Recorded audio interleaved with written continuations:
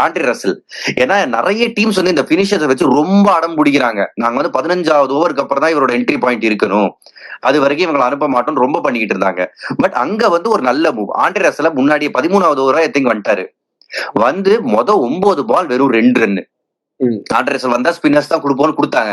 அவர் நீ ஸ்பின்னர்ஸ் கூட நான் தூக்கி அடிக்க மாட்டேன், அவுட் ஆக மாட்டேன்னு 9 பால் 2 ரன்ல இருந்து அவ்வளவு பெரிய இன்னிங்ஸ் 57 ஆடினாரு. அவர் தான் டிஃபரன்ஸ் கிரியேட் பண்ணாரு. அண்ட் போஸ்ட் மேட்ச்ல அவர் பேசுறப்பயும் சொன்னாரு.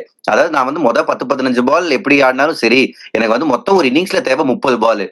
ஏன்னா நான் 15 பால் ஸ்லோவா ஆடினாலும் அடுத்த 15 பால்ல நான் என்ன பண்ண முடியும்னு எனக்கு தெரியும். அவ்வளவு தெளிவா இருந்தாரு. சோ அந்த ஏர்லியா வந்தது ஹெல்ப் ஆச்சு அவருக்கு.